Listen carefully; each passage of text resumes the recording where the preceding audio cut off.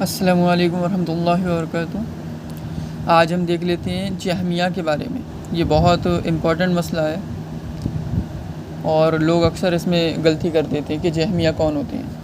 تو دیکھیے، یہ کتاب ہے شرح سنہ امام بربہاری رحمہ اللہ کی۔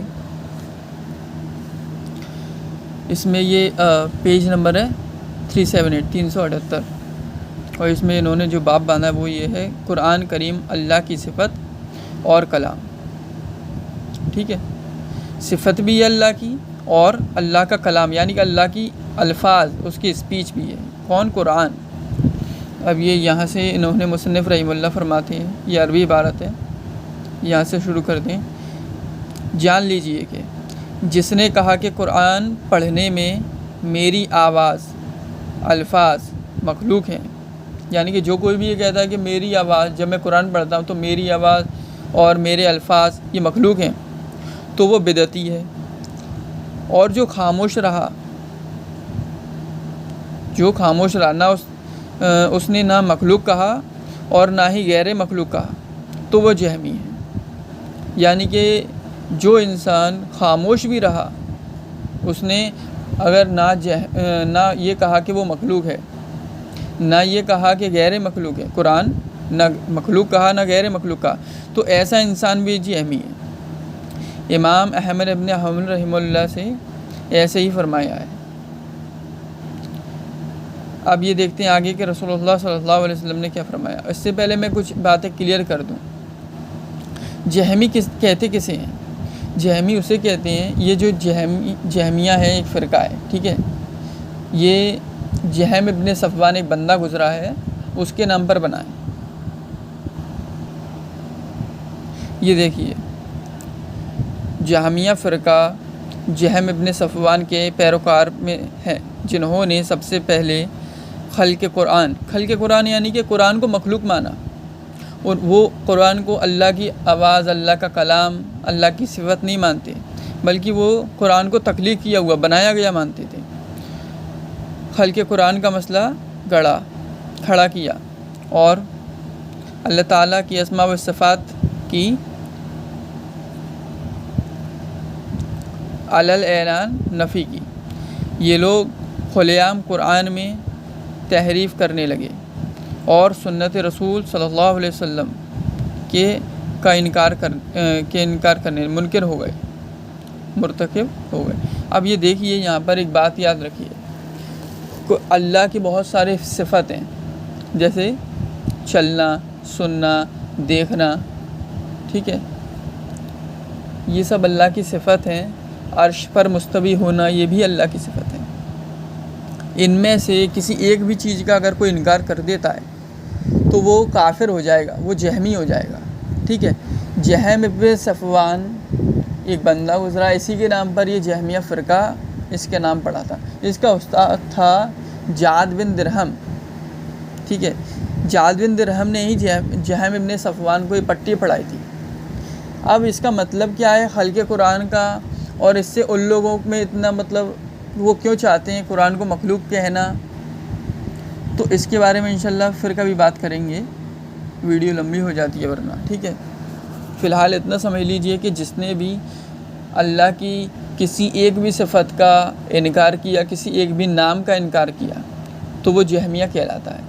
اب اشاعرہ بھی انہی میں سے ہیں، اشاعرہ کی بات کسی اور دن کریں گے، لیکن فی الحال اتنا سمجھ لیجئے آپ کہ اشاعرہ بھی انہی میں سے ہیں، اور اشاعرہ بھی جہمیہ کے ہی جیسے ہوتے ہیں، وہ بھی کافر ہوتے ہیں۔ اشاعرہ ایسا کہا جاتا ہے کہ اشاعرہ 6-7 صفت کی اللہ کی 6-7 صفت کو مانتے ہیں، باقی صفت کا انکار کر دیتے ہیں۔ تو ہم واپس آتے ہیں اس یہاں پہ۔ رسول اللہ صلی اللہ علیہ وسلم فرمایا، بے شک تم میں جو کوئی میرے بعد زندہ رہے گا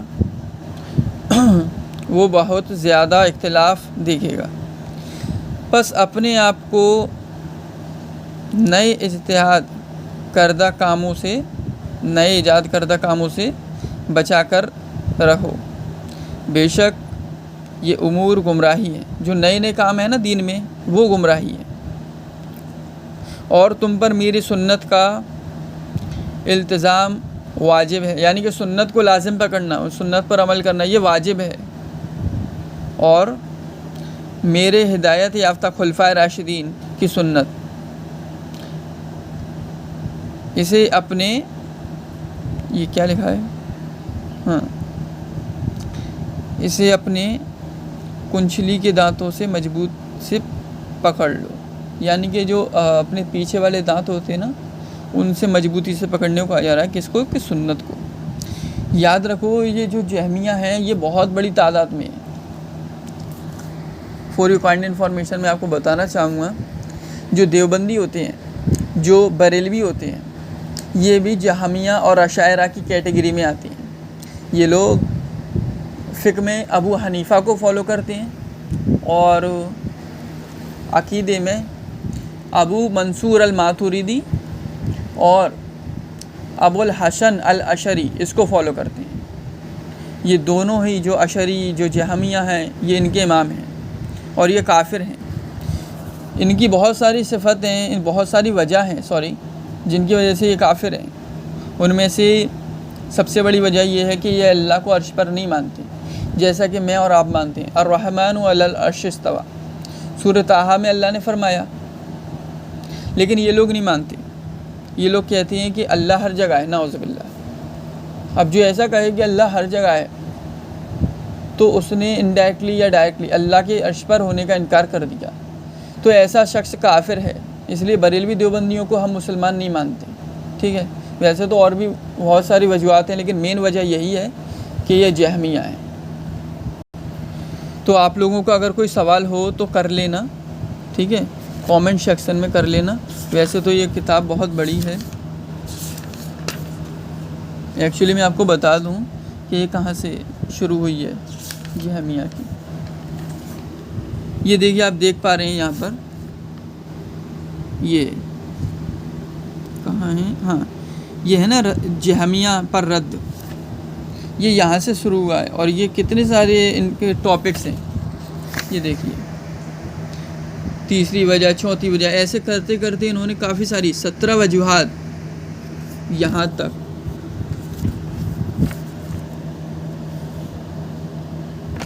17 وجوہات بتائی ہیں امام بربہاری رحمہ اللہ نے جہمیہ کے کافر ہونے کی۔ تو ہم ان سب کو دھیرے دھیرے انشاءاللہ پڑھیں گے، ٹھیک ہے۔ تو کوئی سوال ہو تو آپ کر سکتے ہیں، اور یاد رکھنا جہمیہ شریعہ ایک جیسے ہی ہوتے ہیں، دونوں کافر ہوتے ہیں، ٹھیک ہے، اور ان سے شادی جائز نہیں ہے۔ السلام علیکم ورحمۃ اللہ وبرکاتہ۔